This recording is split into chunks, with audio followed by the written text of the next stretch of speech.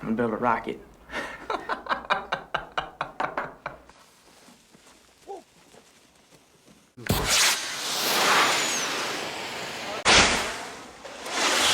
Story opens in a small town called Coalwood, located in West Virginia. The town gets its name because it's surrounded by massive coal mines where almost everyone works. But right now, the entire world, and this little town, is talking about one thing: Sputnik 1. It's the world's first artificial satellite, launched by the Soviet Union into space. The night it's sent up, people in Coalwood gather outside, staring at the dark sky and waiting for that tiny light to pass overhead. Among them stands a young boy named Homer Hickam. As he watches Sputnik glide across the stars, only one word escapes his mouth: wow.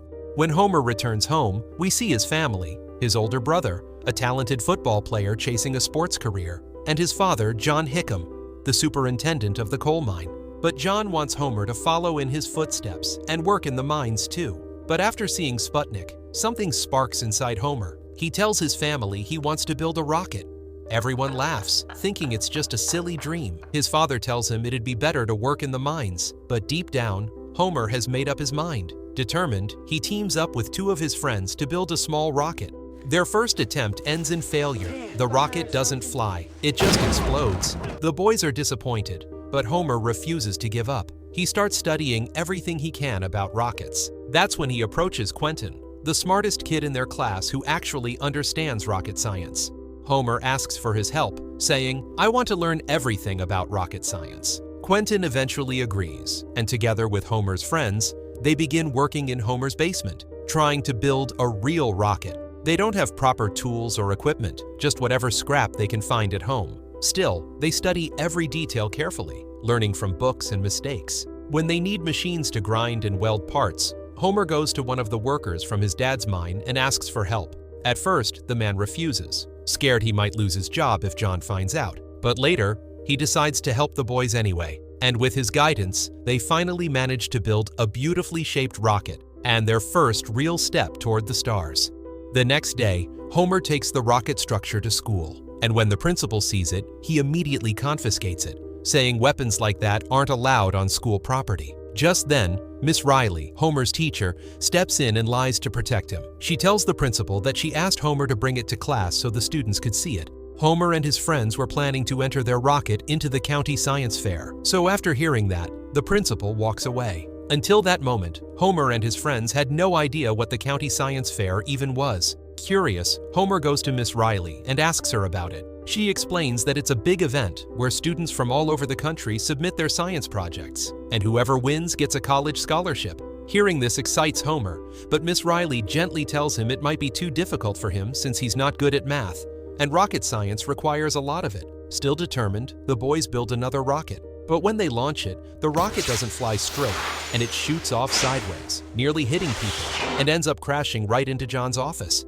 Furious, Homer's father scolds him harshly. He finally realizes what the boys had been doing in the basement and tells Homer that from now on, he's forbidden from doing any kind of science experiments on company property. When Homer gets home, he finds all their rocket tools and equipment thrown out of the basement. Feeling defeated, Homer's friends decide to quit. One of them says, "I know my future. One day or another, I'll have to work in the coal mine anyway." But Homer refuses to accept that fate. He tells them they can still continue, just outside company grounds. The only problem is, the place where they can safely test rockets is 8 miles away. But his friends hesitate, not wanting to go that far. So Homer sets off alone. But after walking a while, he turns around and sees his friends following him. The four of them travel together across those 8 long miles to the open land where they'll finally continue chasing their dream of building rockets and making their science project a reality. Out on that open land, the boys start building their own little workshop. They don't have much, so they gather scraps and stolen bits of metal and wood from here and there, piecing together a small place where they can work. As time passes, people in town start laughing at them. Their classmates don't support them, and instead make fun of Homer and his friends, convinced these boys could never build a real rocket. But Homer and his friends doesn't lose faith. They believe in themselves when no one else does. One day, as they're getting ready to test another rocket, a man shows up. He says he heard they were planning a launch, so he came to see it. Then the boys fire up the rocket, but once again, it fails. It takes off, but not straight. It wobbles and crashes. After a heart attack, the man examines the rocket's body and tells them that the washers they're using are made of cheap metal that melts when the rocket ignites. He says they need stronger material, but the boys don't have the money to buy it. So, desperate for funds, they head to an old railway track that's no longer in use. There, they pry off a piece of steel and sell it. And with that money, they go back to the same man, who works at a warehouse full of welding and machine tools. He not only gives them better material, but also helps them set up a proper little shop for their experiments. Still, their rockets keep failing. One after another, they explode or fall apart, but the boys refuse to quit. They study harder, experiment endlessly, and keep learning from every mistake. Then one day, they create a new kind of fuel for their rocket. When they go to test it, Miss Riley comes along to watch. This time, a large crowd has gathered. Everyone's there, expecting another failure and ready to laugh again. But when Homer lights the fuse, the rocket blasts off perfectly. It shoots straight into the deep blue sky, soaring higher than ever before. The crowd goes silent in awe. Then cheers erupt. Miss Riley beams with pride, and the boys jump with joy. Their first successful launch makes the local newspapers, and suddenly, they become famous across town. But their happiness doesn't last long. A few days later, police officers arrive at their school and arrest all 4 of them. The boys are accused of starting a forest fire with one of their rockets, causing heavy damage. Since they're all minors, they can't be punished severely, but the shame hits hard. Homer's father, John, comes to the station and takes them home. He's disappointed, and the police warn that they're no longer allowed to continue their experiments. Heartbroken, the boys realize they can't chase their dream anymore. In despair, they decide to burn down their workshop, the same place they built with their own hands and filled with so much hope.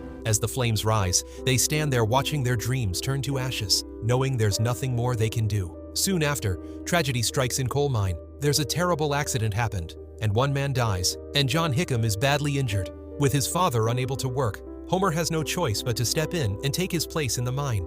His older brother offers to help instead, but he's got a football scholarship, which means he can go to college and continue his education. So, Homer decides to sacrifice his own dreams and work underground to support his family. As time passes, his father slowly recovers. Homer's mother wants him to go back to school, but he refuses. He's lost all motivation to study, and his father doesn't mind. In fact, he's satisfied. This is exactly what he always wanted for Homer to stay in Coalwood, to understand responsibility, and to work in the same mines as him. Everything is going the way John wanted, but not the way Homer dreamed. One day, when Homer comes home covered in coal dust, his mother tells him that Miss Riley, his teacher, is very sick. She's been diagnosed with cancer. Hearing this, Homer immediately goes to visit her. Here, Miss Riley, pale but smiling, tells him softly that she always wanted him to win the science fair, not just for the trophy, but so he and his friends could earn scholarships and build a better life. She says, "If you had won, I would have felt like I played a small part in your success." She also says, "Sometimes, you can't listen to what others tell you to do. You have to listen to your own heart. You can't spend your life down in those mines if that's not who you are. You're meant for something more." Her words strike deep. That night, in home, Homer picks up his old rocket science book, the one Miss Riley gave him, and starts reading again. He begins running calculations about the last rocket they launched, the one everyone blamed for causing the forest fire, and no one ever found that rocket's remains, and the false accusation ruined their dream. But after reviewing his notes, Homer realizes something. He can calculate exactly where the missing part should have landed. Excited, he rushes to his friends and explains everything. Together, they hike into the woods, searching where his math says it should be. And there it is, the broken piece of their rocket, lying in a stream. The evidence proves the fire didn't come from their rocket at all. Overjoyed, they bring it back to school. When Miss Riley sees it, her eyes fill with pride, but their principal dismisses it, saying it proves nothing. But Homer doesn't argue. Instead, he walks to the blackboard and writes out every step of his calculations, explaining the physics behind the rocket's flight path. By the time he's done, even the principal is convinced. He finally admits that Homer was right. Their rocket didn't cause the fire, and he tells Homer and his friends that they deserve to enter the National Science Fair. Once again, all 4 boys return to Homer's basement to start working. As they're busy making improvements to their rockets, John Hickam walks in. He looks around at the scattered tools and tells Homer's friends to leave. Once they're gone, he turns to his son and says, "Sooner or later, you'll have to take my place in the coal mine. And when I think about that, it makes me proud. You should come back to work." But Homer shakes his head. He looks his father in the eyes and says, "The mine. is your world. It's your dream, not mine. I'll never go back there again. I don't want to work underground. I want to go into space." His voice is calm but full of confidence. John doesn't respond. He just walks away quietly. A few days later, the school decides to send their rocket project to the National Science Fair. Many students have submitted their work, but Homer and his friends' project makes it to the final selection. But only one of them can represent the team, so they all agree that Homer should be the one to go. Meanwhile, trouble brews in Coalwood. The miners form a union strike against John, shutting the coal mine down completely. And one night, someone even fires a gun at their house. When Homer shows concern for his father's safety, John brushes it off and says coldly, "You've got more important things to worry about. Go focus on your rockets." Then Homer loses his temper and finally speaks up. "The mines are dying, the coal is running out, and that's not on me." John stares at him for a moment, then says quietly, "Do whatever you want." Furious and heartbroken, grabs his things and shouts, "I'm leaving this house for good." The next morning, he packs his project and boards the train to the National Science Fair. At the fair, Homer proudly presents his rocket project. Everyone is impressed, even the engineers attending the event. It's a 2-day competition, and the next day, the winners will be announced. But that night, disaster strikes again. Someone steals the rocket's nozzle, the most crucial part of his design. Without it, Homer can't demonstrate his rocket and will automatically lose the competition. Desperate, he calls his friends and his mother back in Coalwood, begging them to help him get another nozzle. But there's a problem. The man who made the original nozzle works inside the coal mine, and all the machinery needed to build it is locked underground because of the ongoing strike. The entire mine is shut down. Unless someone can get inside, Homer's dream and his only chance at a scholarship will be lost forever. So Homer's mom goes to talk to his dad and tells him everything that's happening. She says, "You have to end this strike." But his dad refuses. He says, "I'm not going to beg the union for anything." Hearing this, Homer's mom gets angry. She says, "You never supported your son. You never believed in him. But even if you don't believe in him, at least be a father. Do your duty as a parent, and if you don't, I'll leave you forever." Those words finally hit him. He realizes he's been wrong and decides to help his son. The next day, he ends the strike and arranges for Homer to get the part he needs to finish his rocket. At the science fair, Homer gives his presentation. Everyone is blown away by it. When it's time for the results, the tension in the room is high. And the first prize goes to Homer. His science project was the best of all.